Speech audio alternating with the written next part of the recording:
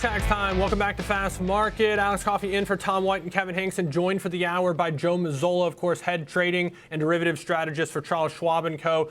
We're delighted to welcome in our next guest, which is Landon Swan, the co-founder of Likefolio.com, who's going to give us some insights on, I think, the stock that has more attention within the market than any at the moment and has for the last few years. That, of course, Nvidia. You know, Landon, I was going to ask you if you could find something negative in the data around Nvidia, but I don't even want to challenge you. Just tell me about the data that you guys are tracking for this, because I imagine the only difficult thing would be that it's mostly a B2B business. So how do you guys track sentiment around Nvidia? Yeah, I tell you, the most negative thing I could find is that their happiness levels are basically the same as AMD and Intel. That's it. I mean, everything else they're leading far and away. And it is interesting that it's B2B. I mean, I can remember when this company was, computer graphics cards back in the day, the GeForce cards, and that was it. Like, that's what they did. And now it's, over time that became what you use to mine cryptocurrency because they could do more calculations because of the polygons and all the technical stuff. It's incredible how far this company has come. And they are by far and away, you guys talked about it, they're the leader. I mean, there's an arms race going on in AI right now, and they are the clear leader with dominating somewhere between 70 and 90% of the AI market share. They just had that new chip that they talked about coming out, Blackwell. It's 3 to 5 times more powerful than the current generation, and it's already sold out for next year. I mean, it's going to be decreasing the time and energy costs for software development and all kinds of different things. And it's incredible how quickly this is growing. I mean, I know you guys talked about that, the Tesla show yesterday, and I think it was a little disappointing for a lot of investors. But if you kind of step back and think of what it's going to become, and you maybe have all of these robo-taxis and delivery services and an Optimus in every home, AI is powering all of that. And the only way that kind of stuff is possible is if you have chips like Nvidia is making. And I think that, there's a lot of estimates out there about, the demand for AI being plus 20% a year over the next 5 years, or maybe more, maybe 30%.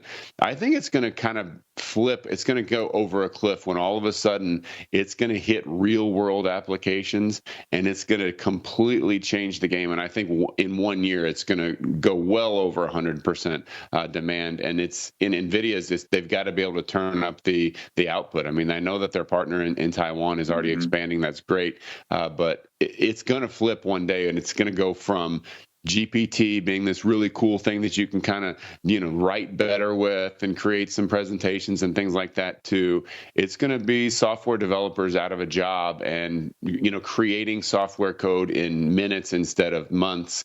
And I think things are going to change extremely quickly, and NVIDIA is leading the pack. So it's hard to not be bullish on them. It's almost like you can put blinders on, and whatever the price is, just buy it because it has to go up, right? I think that's how people have thought about it. I guess the downside is when you look at what the revenue growth has been, it was only up 122% year over year last report. And that's bad because the one before it was up 260%. So it's slowing down. It's still doubling, but it's slowing down. So it's just a matter of ratios. But once you start thinking about the exponential growth of AI, it's not, you have to kind of get out of the linear growth of the stock and think about the demand for the products that they're creating is going to be exponential. So, obviously I'm pretty bullish on this company. Landon, we talk so much about the Blackwell and it being sold out for 2025. There's still demand for some of the older unit chips, right? I mean, NVIDIA can clearly fill their coffers just by selling those chips, because there's a lot of countries throughout the world that don't even have their processing speed to be able to use those Blackwell chips. Can you talk about that for a moment? Yeah, I mean, I think you think about where companies are, what they're going to be building, and it's whatever's on the shelf at NVIDIA is an advancement to what you have if you're a little bit behind. I mean, if I started an AI company tomorrow, I'd take 2 years ago model, and I'd be like, wow, this is great. This is really going to help us. And then as things move on, you're going to, continue to advance. So I do think there becomes a time when everyone has to be the top in order to, be the market leader in some area. For example, we talked about Optimus. Whoever creates the first household robot, it needs to be the best one. So they're going to demand the best product. But there's a lot of applications where really good is good enough. It doesn't have to be the very top model. And what's crazy is how much these things are actually increasing on a year-over-year basis. When you look at the model sizes and all of the calculations that they're able to do, it's not linear at all. I mean, it is 100% exponential, and technology's always been that way. But when you look at this chart, this looks like a linear chart, right? It's going up and to the right. But then notice the scale on the left. That's not a linear scale. That is an exponential scale. So that is 10x. Every time it moves up one of those numbers, it's 10x. So if you were to put this on a linear scale, it would just look like a hockey stick. And so it is incredible what's coming down the line. And I think it's going to happen a lot sooner than people think.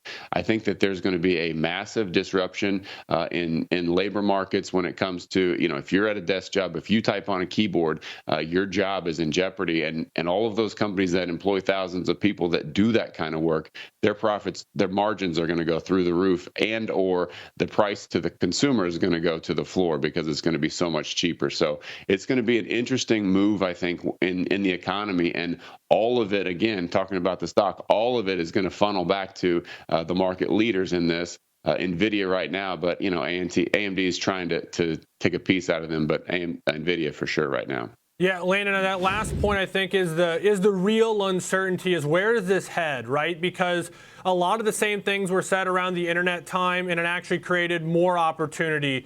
But you can naturally get to a point where it's like, hey, you have a huge subset, maybe even a vast majority of the population that's just unproductive, even if there is a ton of productivity happening in the world. So, look, I don't know. There's certainly uncertainties around this, but for the companies involved and those invested in it, I mean, few companies have, it's crazy to say in the case of NVIDIA, under-promised and over-delivered, as crazy as that sounds, than NVIDIA has. But, Landon, we got to leave it there. Have a great weekend. Always appreciate your insights.